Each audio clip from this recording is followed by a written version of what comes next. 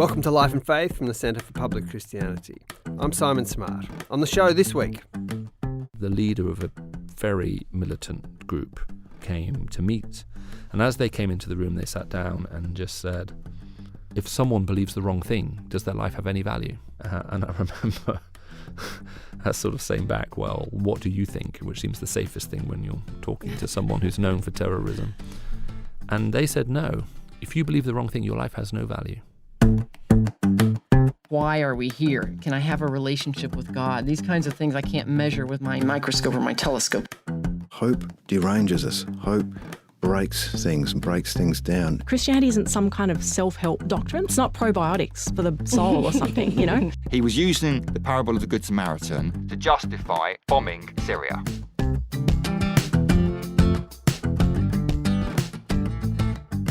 one of the most common questions we ask each other when we meet for the first time is, so what do you do? And for some people, the answer is pretty straightforward. I'm a teacher, I'm a hairdresser, I'm an engineer, I'm a taxidermist. Everyone gets it. And for others, it's more complicated. And Michael Ramsden is one of those.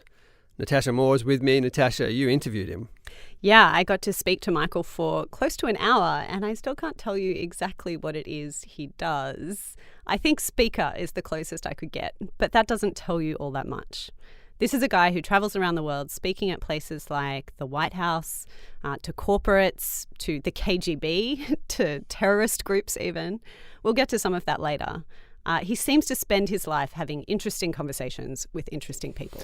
Yes, he's one of those people who just always seems to be in the right place at the right time. For example, he told you about being invited to speak to Australian MPs on what turned out to be a very eventful day. Yeah, I don't know if it's right place at the right time or wrong place at the wrong time. He spoke at this parliamentary prayer breakfast in 2015, the same day as one of our all too frequent leadership spills, as we call them. On this occasion, Liberal Prime Minister Tony Abbott got ousted by Malcolm Turnbull. Here's Michael. I mean, I'll never forget, I was talking there roughly about love, tolerance and truth. And we're struggling as a culture to hold all of those things together. Anyway, as I got up to speak, I think it was the then Deputy PM who was sat next to me and various members of the Cabinet, and they said, we can't stay. There were some issues going on today. And I said, I have been reading the newspapers. And the leadership challenge had been called to that evening. So one of the reasons a lot of people there really has nothing to do with me. I think they'd all had to come back to vote.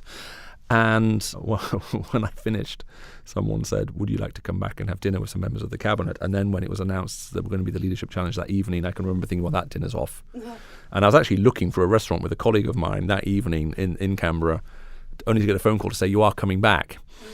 Yeah. And I think my abiding memory from that was not just simply watching all the people vote in the two houses, standing in the rotunda where you can see through the glass doors and you can see both houses at the same time. But also the fact that there is this huge need for us in our society to figure out how do we deal with our disagreements differently. Otherwise, it's impossible to bring any kind of real unity together, because unity isn't just founded in our core convictions, which are very important, and don't want to belittle those at all, but also in terms of the commitments that we have to each other, in terms of the relationships that we want to sustain.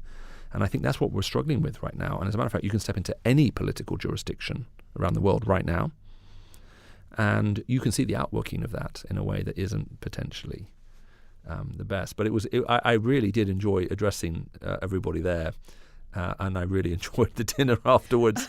Various people were being called out to be lobbied by both of them and then rejoining the dinner. When I left the Parliament, actually, I don't know how many reporters were outside. It felt like 500, maybe not that many. And I stepped up with a friend of mine and we were blinded by flash photography for about 5 seconds. And then all the cameras stopped when everyone realised, who are you? I've got no idea who you are. And I remember I was about 100 yards away or so. And then all of a sudden, out came the leadership to make the announcement about what had happened, and it looked like a thunderstorm behind us. And in many senses it was. We looked over our shoulder because you could see the light flashing off all of the buildings around us. It was. I enjoyed that trip. I didn't mean to change the government. That happened unintentionally. personally. I did wonder. It took a few years before I got invited back, and I was wondering if there was some nervousness about that. But There can always be another leadership It's not skill. always my goal to inflict regime change everywhere I go. I asked Michael about how you end up being the kind of person who travels the world speaking to everyone from terrorists to Australian MPs. We went back to the beginning, to his quite unusual upbringing and how religion fit or didn't fit in that picture. So my mother's from a country called Cyprus, which is in the Mediterranean. My father is from England. I was raised most of my life in the Middle East. So all of my childhood memories come from that part of the world. I don't really remember living anywhere else apart from there because I was very young when we moved out there, and my father was working in the construction industry then. So I think I grew up thinking I was either neutral on the question of God or unsure in that it seemed to potentially lead to a lot of difficulty in society. And so you have to remember, in countries like Saudi Arabia, there's a form of religious observance that's very strictly enforced, and there are all kinds of legal consequences that also flow. I sort of built a slight indifference to it. Does that make sense? So I didn't feel there was no point having an argument if people were simply going to be angry about something. And so the easiest thing was just to stay largely quiet and just let things go by. And so I think by the time my parents moved to Cyprus, partly because of my mother's health conditions, I met some Christians who were different, certainly different from ones I'd met previously. Previous Christians I met, I would say, held to a form of something, but there was no real reality there. It didn't seem to make any practical difference to their life. And then I met a group of people, and it did make a practical difference. And I was intrigued that would be the case. And so, and that's what led to my series of questions. So what happened next? Over a period of about 6 to 9 months, through an awful lot of questions and all kinds of stuff, I slowly started coming to the conclusion that the Christian faith was probably true. I remember I was away with friends. We were camping on a mountain called Mount Olympus at the time, and I was on the top of it overlooking a big valley. The mountain of the gods. And I chain smoked my way through 40 cigarettes, and I can remember just thinking, I actually think this is true, but I don't want it to be. And I just thought if I became a Christian, my life would become worse. I mean, much worse. So my enjoyment of life and my fulfillment would drop, let's say, from 9 out of 10 to 1 out of 10. Oh dear. And I could remember thinking, why do I want to make my life worse than it is now? But the more I thought about it, the more I thought, crumbs, I think this is actually true and real, and this is my problem. And actually not believing in something which is true because you don't want it to be true isn't a good idea. So I can remember coming away from that experience on my own and going to find a few of my friends who weren't Christians and saying to them, I think I'm going to become a Christian today, and I'm telling you now because from now on I won't be enjoying myself anymore. And that's exactly how I felt. I was 100% sure that I was sacrificing on the altar of truth my only chance for happiness in this world. I was expecting to sink into some kind of emotional depression, but rather than my life collapsing and getting worse, I suddenly encountered something where I realized, crumbs, why haven't I heard about this sooner? How come it's taken me this long just to get this far? And so it was a very big change, but it wasn't the result I was expecting to get. So what difference did it make to your life, kind of immediately? Oh, well, the very next day, I remember meeting this lady who was also a model and was one of the reasons I didn't want to become a Christian. Because although no one had said anything, I was pretty sure if I became a Christian, there'd have to be a massive revolution in my sexual ethics. And I just assumed, well, whatever plans I have there will come to an end. And I can remember sitting in a room into which she entered, and as soon as she saw me, she said, wow, you've changed. What happened to you? Wow. And I remember saying, I'm not sure I can explain it to you properly. And she said, well, why don't you at least try? And I said, I became a Christian yesterday. And she leant forward, looked at me and said, do you want to sleep with me tonight? And I can remember looking at her saying, if you'd asked me about 24 hours ago, the answer would have been yes, but today the answer is no. And the biggest surprise for me is I wasn't disappointed in my answer. And I think that's what I was expecting. I was expecting as a Christian to always feel disappointed with the answers that I was giving and the way I had to live. And all of a sudden I found not just simply that there was a way that I had to live, but that there was always now this question of who was I living for and why was I doing it? So my whole motivation began to change. So the change was really quite radical, and it affected a huge number of areas in my life. And I think one of the struggles for people who are raised in a Christian culture maybe is they take a lot of things for granted, and then they struggle with the sense of commitment that's required, or seems to be required within the Christian faith, all the time forgetting that all relationship relies on commitment. Whatever you're slightly committed to is going to feel shallow by comparison. And so although some commitments may seem huge and you think, wow, what will I be missing out on? And, how far does this go? When you already suddenly understand how the nature of all relationship works, which is the more you're committed to it and the more you're given to it, the more enthralling and deep it is, then that equation begins to change very slightly.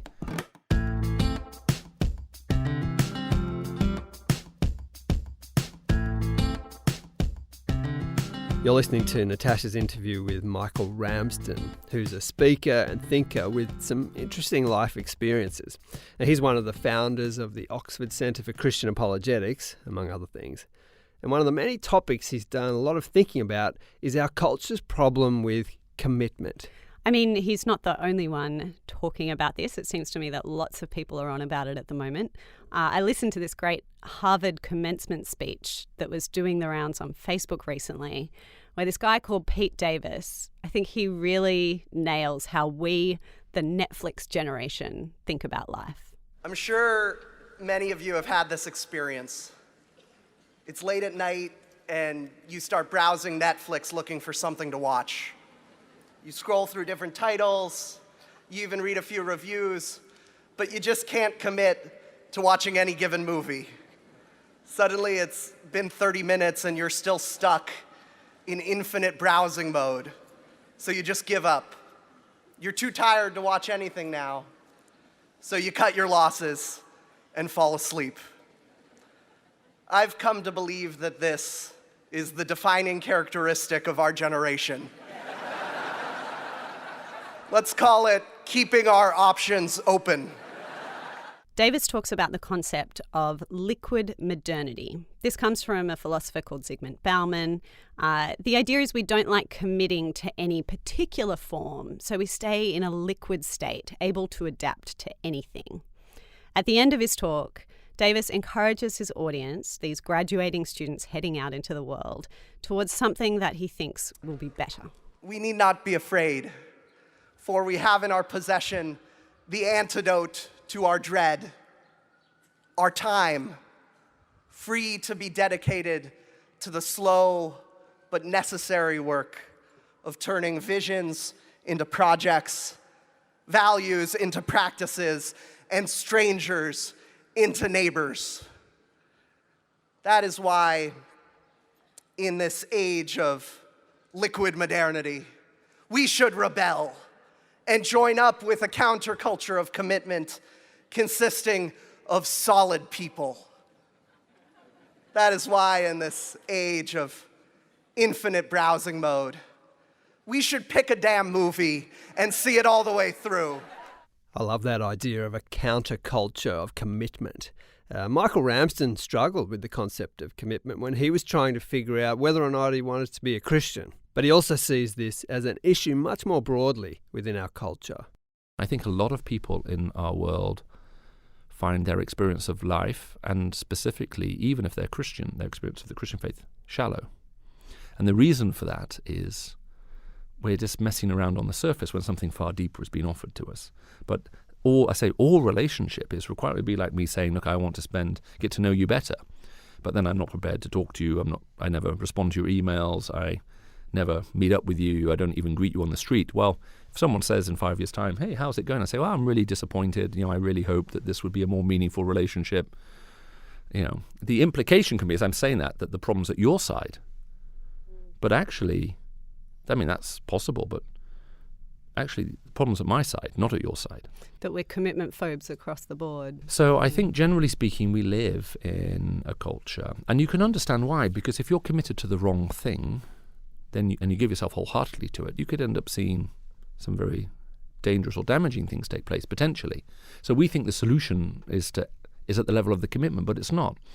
The process of commitment is actually very, very important. The question is, what are we ultimately committed to? That's the bigger question that we have to ask.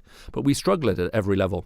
I remember meeting an army general a couple of years ago, and he was asking me all kinds of questions. And after 2.5 hours, I said to him, "Can I ask you a question?"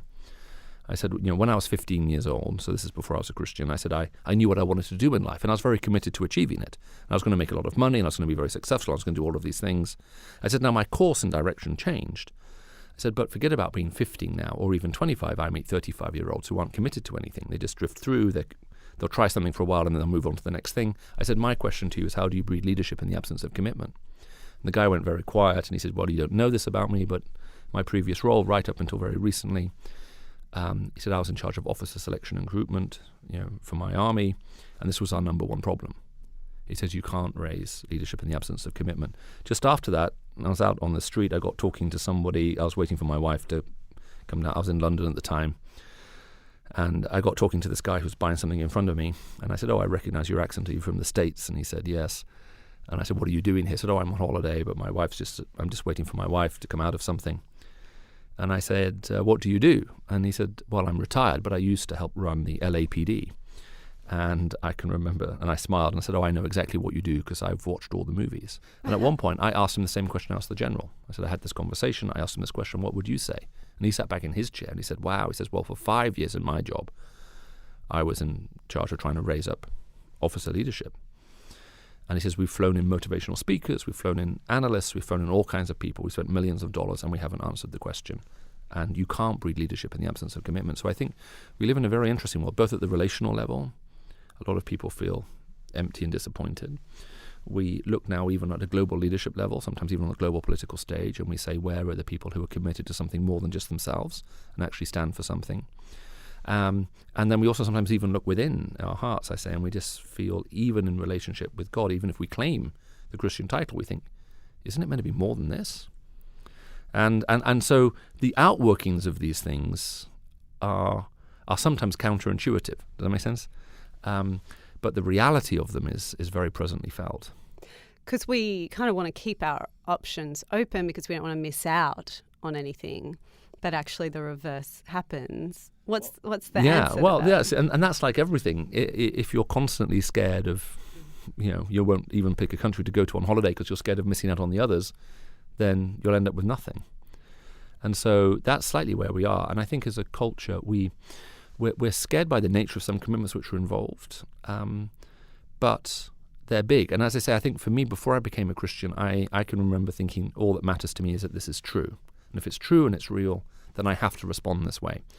Our world's got even more complicated now because there are very few external truths and realities that we're prepared to admit to. In other words, I create my own truth and reality. And so we are literally committed to nothing but ourselves. And we wonder why we live in a world that seems to experience so much frustration and pain and anger. And that's partly the reason. We've become these very disempowered gods who stand for nothing but ourselves, all in pursuit of fulfillment, which is a very bizarre idea. Empty gods.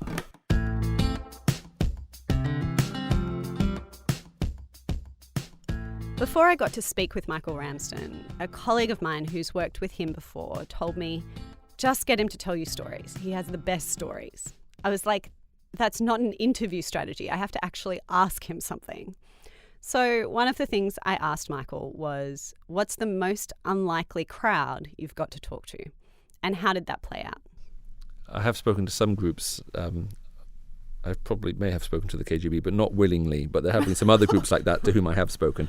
I think it's hard always on a podcast to give a lot of specifics because the very nature of a lot of the conversations I have, the reason I have them is they're kept private. Mm-hmm. Having said that, I have got to talk with various militant groups around the world. And there is one in particular that I remember where I was there with a few colleagues, and the leader of a very militant group responsible for all kinds of horrible atrocities around the world came to meet. And as they came into the room, they sat down and just said, if someone believes the wrong thing, does their life have any value? And I remember sort of saying back, well, what do you think? Which seems the safest thing when you're talking to someone who's known for terrorism. And they said, no. If you believe the wrong thing, your life has no value. Well, it helped me explain why they kill a lot of their own people as well as others. Because what they're saying is once you've gone wrong in your mind, you've lost everything else. And so now we're trying to engage with them about, well, what does it mean to be, is that the only view? And so we get to talk to some groups like that. And so I think to an external eye seems like some of the most crazy meetings that we do. Maybe we're in places where our physical safety can't be assured, and we're talking to people who are known, for doing terrible things in this world. There's a part of me thinks, yeah, but in my own way, I was doing terrible things before I became a Christian. Someone was willing to talk to me, so I have to be willing to talk to you. And when you see their lives and hearts change, it's the most profound thing. They were committed to something, but the wrong thing, and they were prepared to do anything for it. But when they discover something which is right and much more noble and true, they bring that same level of commitment there. And it's amazing then to see what they go on to do, and sometimes really quite wonderful things. So, so those are the contexts that I find most interesting. Is there one of those where you've seen someone change in that context that you could tell us about? Yeah, there is actually. Let me put it like this. I was going to one particular country, and I did end up indirectly talking to their security services. The people who met me at the airport after I landed said, we were all arrested by our security services the other day because of your visit. And I can remember first thinking, it would have been nice if you told me before I landed, and maybe we could have talked about whether it was a good idea to come. And they said, they're happy you're coming. I said, what do you mean by that? And as they were being interrogated by the security services said to them, we've noticed that the people you talk to, when they become Christians, not only do they stop shooting us and blowing up us, the government, they stop shooting at other people too.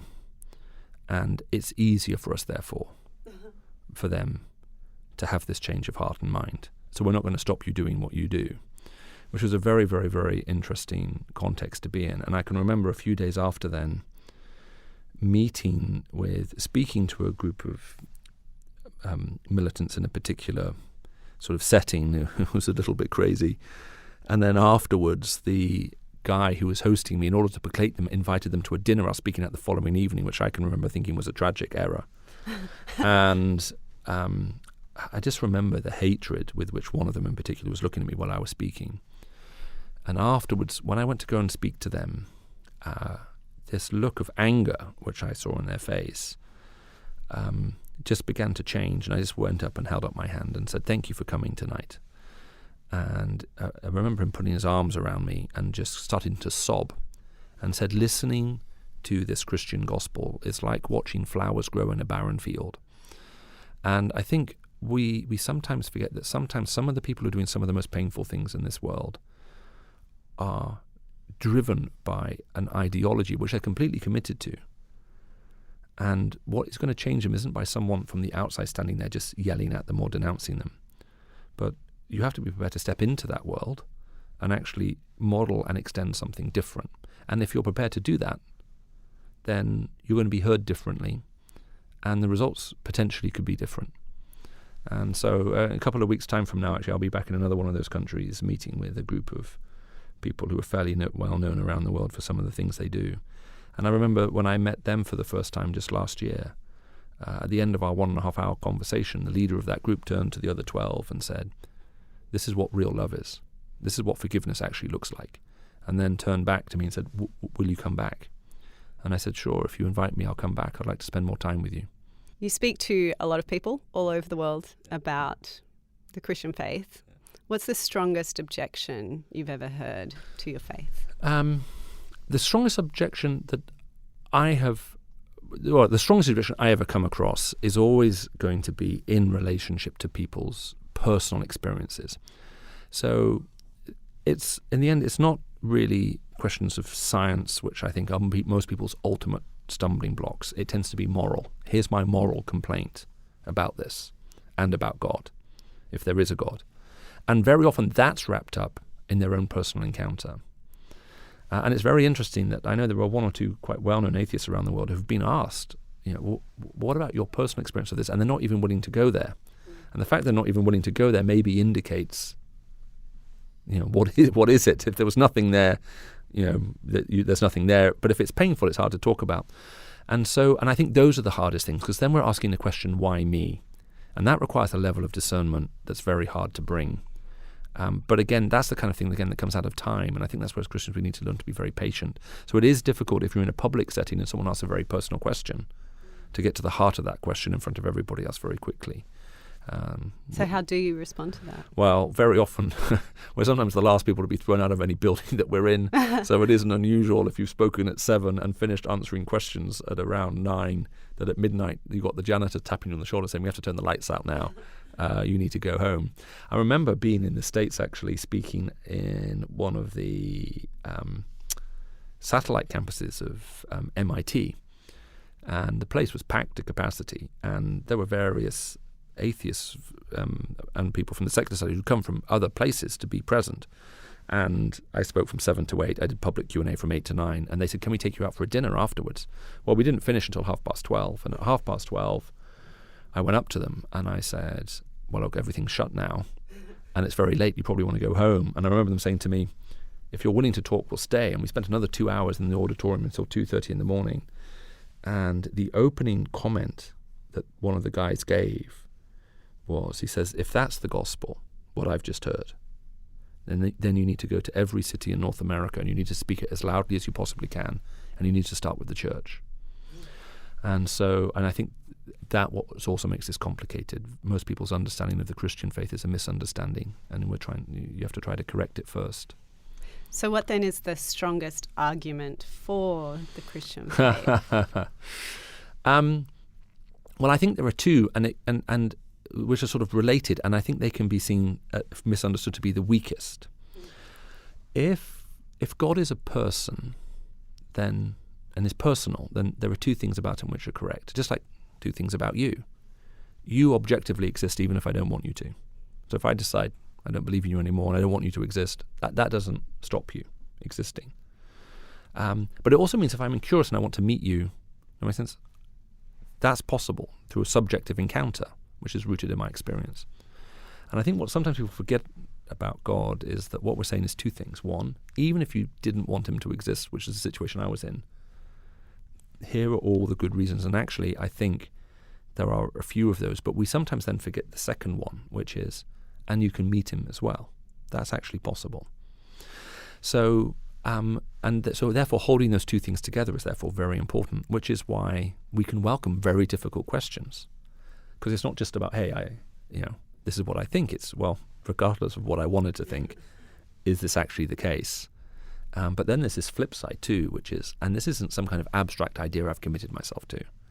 This is now also a real person who I've encountered. You separate those two things out, you're always going to have a bit of a problem. And so I think the strongest case is when you see those two things joined together.